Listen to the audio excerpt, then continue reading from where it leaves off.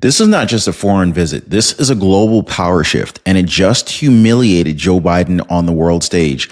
So while Joe Biden got a fist bump and a governor, President Donald Trump, he just landed in Saudi Arabia to a royal welcome fit for a king. Guys, we're talking fighter jet escorts, Arabian horses, a $1 trillion handshake with Crown Prince Mohammed bin Salman. Guys, but here's where it gets really wild. Even CNN, yes, CNN, they were forced to admit the difference was staggering. And they were also forced to admit what the Saudis just did proves that they've picked a side. So in today's video, we're going to be breaking down the exact moment that Joe Biden was publicly snubbed by the Saudi regime, how President Trump's visit secured 2 million U.S. jobs in just under 24 hours, the CNN bombshell that shattered their own anti-Trump narrative, and how this trip is already shaping or reshaping America's role in the Middle East. Guys, you're not going to believe what President Trump said about peace, war, and dropping sanctions on Syria. And wait until you hear what he promised about Iran. So don't go anywhere, guys, because at the end of this video, you're going to understand exactly why the global elites are panicking and why CNN's own anchors were left speechless. Let's get into it. Today, we reaffirm this important bond, and we take the next steps to make our relationship closer, stronger, and more powerful than ever before. It is more powerful than ever before.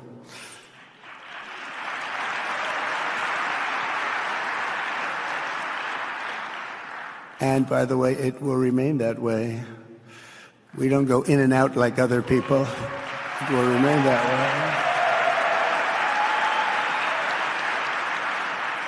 President Donald Trump receives a warm welcome from Saudi Arabia, the complete opposite of what happened with former President Joe Biden. The United States gets a big win as the Crown Prince himself pledges an insane amount in order to help our economy, and Democrats are left arguing with themselves as statements from the past administration are now haunting them. So first, guys, let's talk about the president arriving in Saudi Arabia, and I want you to see the difference. I want to show you the difference between President Trump and Joe Biden, because it seemed to be crystal clear to the leadership of Saudi Arabia that Joe Biden really wasn't the leader of the country when he was. Watch this clip where you can see the president being welcomed by Crown Prince Mohammed bin Salman. He was also greeted by Saudi business leaders. I should also note that a half hour before landing, Air Force One was escorted by multiple Saudi F-15 fighter jets. On the ground, President Trump's motorcade was escorted by riders on Arabian horses. Now, in contrast, former President Joe Biden's visit was very different. First off, he wasn't greeted by the Crown Prince. Instead, they sent the governor, an obvious message that the relationship between both countries at the time was a little strained. And I'm pretty sure you also remember that Joe Biden was offered a fist bump instead of a handshake. With President Trump, the Crown Prince deliberately shook his hand with a smile on his face. Now, the difference could not be any more stark, which kind of goes to show just how much respect President Trump commands. And then, of course, there's the message from him regarding global security. I believe this is something the entire world needs to hear, because after 4 years with Joe Biden and different conflicts around the world, President Trump's sending a very different message, a message of peace. As I said in my inaugural address, my greatest hope is to be a peacemaker and to be a unifier. I don't like war.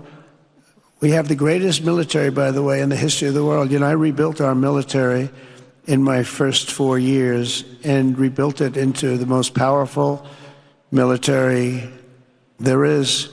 And you saw that when I knocked out ISIS in 3 weeks. People said it would take 4 years, 5 years. I did it. We did it in 3 weeks. Just days ago, my administration successfully brokered a historic ceasefire to stop the escalating violence between India and Pakistan. And I used trade to a large extent to do it. I said, fellas, come on, let's make a deal. Let's do some trading. Let's not trade nuclear missiles. Let's trade the things that you make so beautifully. And they both have very powerful leaders, very strong leaders, good leaders, smart leaders. And it all stopped.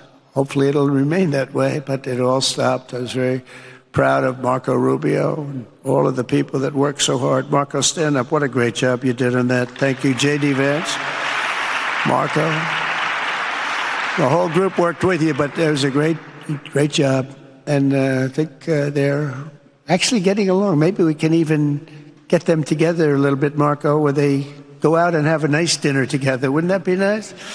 But we've come a long way, and it's could be, millions of people could have died from that conflict that started off small and was getting bigger and bigger and bigger by the day. You've worked your whole life. You deserve a Medicare plan that works for you, not one that drains your wallet. This is exactly why Chapter exists. They're not tied to a few plans. They review every option to save you money, to keep your doctors, and to maximize your benefits. The average senior is saving about $1,100 a year with Chapter. Chapter was founded by people who refused to let their own parents get ripped off. And so now they're helping families everywhere. There's no cost. There's no pressure. It's totally free. Just real help. So give our friends over at Chapter a call and see how much they can save you on your Medicare expenses. Give them a call right now at 909-563-8279, or you can reach them at askchapter.org/Ron and see how much money you can save. Besides peace, President Trump also talked about economic partnership with Saudi Arabia pledging to invest in the United States. The president claimed that this alone would bring millions of jobs to our country. As you know, we have the biggest business leaders in the world here. And they're going to walk away with a lot of checks for a lot of things that you're going to provide. And in the United States, it's probably 2 million jobs that we're talking about this visit. So, number one, I like visiting with you, and we've known each other very well, and I really believe we like each other a lot. And number two, for the United States, we've brought tremendous investment in and tremendous jobs, and we'll continue to service your great country very well. Now, let's pause for a second. Let's really take this in. So Trump lands in Saudi Arabia, and they send fighter jets to escort Air Force One. Then he's met by Crown Prince Mohammed bin Salman himself, with Arabian horses leading his motorcade, and a business summit that ends with a $1 trillion pledge to the U.S. economy. Now, that contrast, let's go ahead and contrast that with Joe Biden, right? There were no crown princes, right? There were no jets, no royal welcome, just some weak fist bump and a governor. That's not diplomacy. That is humiliation.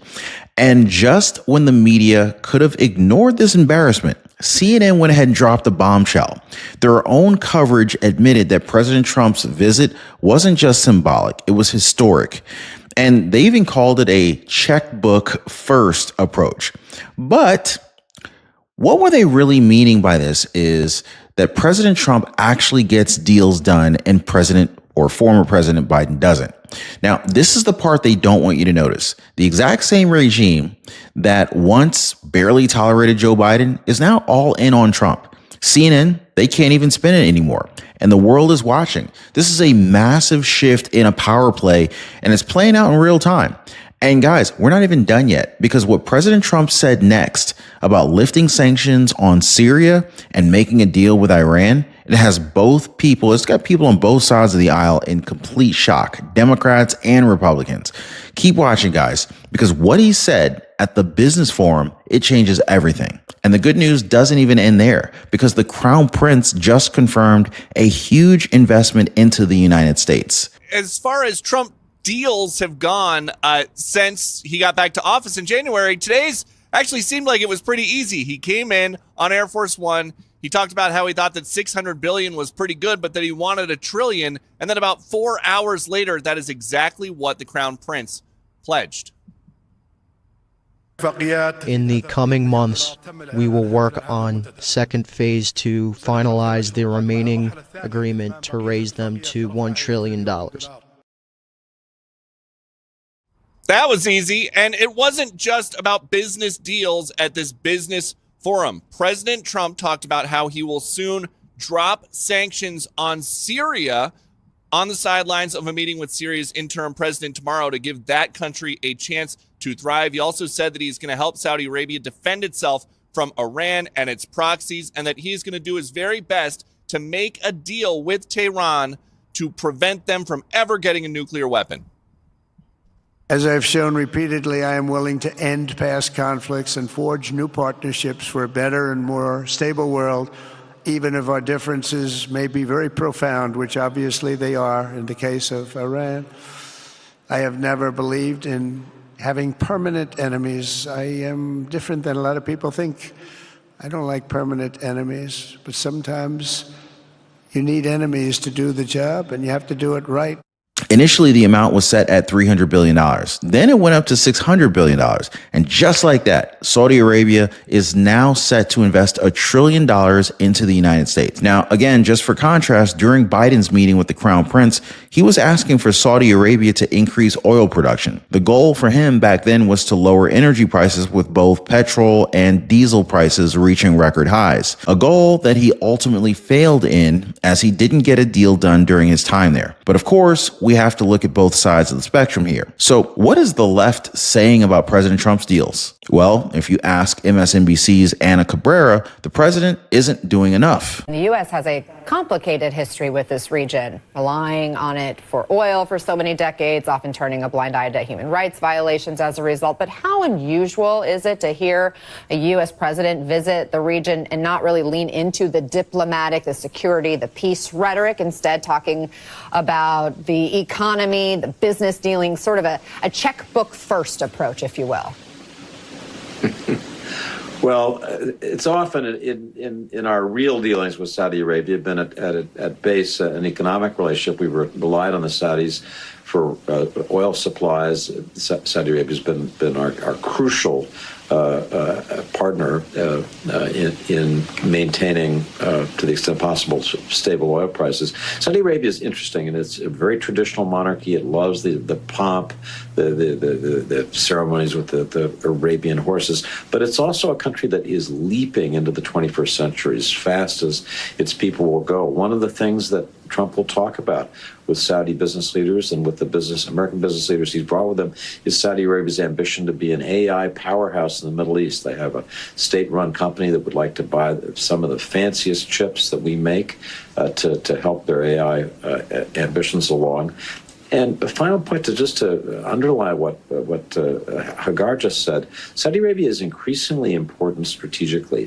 Saudi Arabia is the place where Russia and Ukrainian officials met with U.S. officials to begin to think about a pathway towards peace, where the U.S. and Russia reconstructed the basics of their diplomatic relationship. So Saudi Arabia is front and center, not just in money terms, but also in terms of how the U.S. under this administration thinks about security. And what she fails to notice is that this is who President Trump is. He creates good relationships with people from all over the world. With that, he creates deals that benefit the entire United States. And I think it's a shame that these so-called journalists can't even celebrate a win for the country. But I'm glad that David Ignatius didn't fall for her bait. But it's up to you to decide if you think that this is a win for our country. Just know that there's only one side that's celebrating what has been achieved here. Which brings me to talk about inflation. It's now at a 4-year low, which is basically pre-Biden inflation numbers, or before he went into office and messed everything up. CNN had no choice but to be surprised by the numbers, even with the narrative that President Trump's tariff strategy will make prices go sky high. A key inflation report out today offering some encouraging news for American consumers. The new numbers from April showing inflation slowing to an annual rate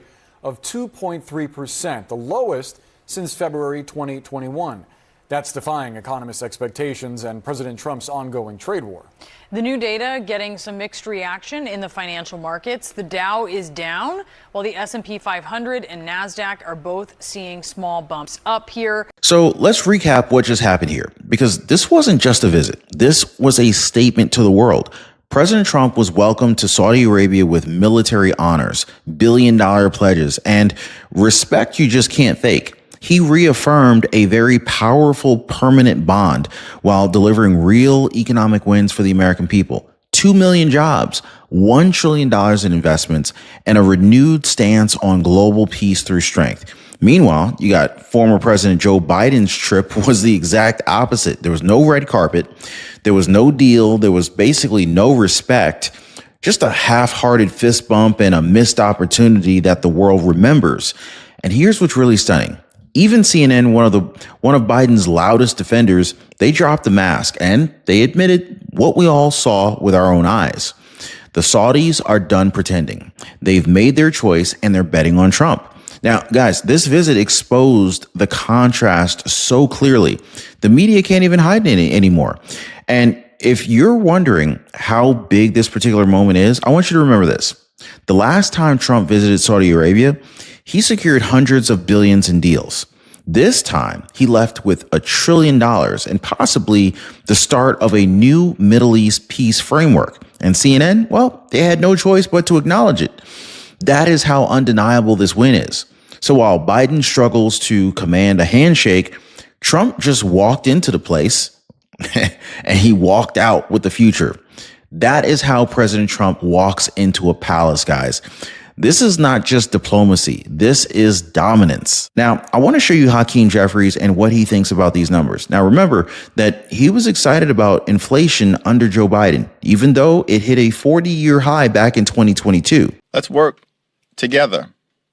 Following the leadership of President Joe Biden, whose record continues to move things in an incredibly positive direction for the American people. Wages are up. Inflation is down. The high cost of living in the United States of America. It's a challenge that we need to tackle. They promised that costs would go down on day one, that they would address inflation. Costs haven't gone down. They're going up. Inflation is going up. And a lot of it has to do with Trump's reckless mismanagement of the economy. Is anybody surprised at this point about Hakeem Jeffries lying to the American people? Now, the problem for them is that President Trump has always been about results. And when the results come in, it's going to be tough for Democrats to keep this up. Here's my question. Do you believe Hakeem Jeffries and his narrative? Now, if you've got time, it would be best to check out a recent video I uploaded recently. I talked about some of the executive orders that have been released by President Trump, most of which are about to change the playing field when it comes to mass deportation. Make sure you guys check that out. As always, thanks for hitting the like button and subscribing. We'll see you next time.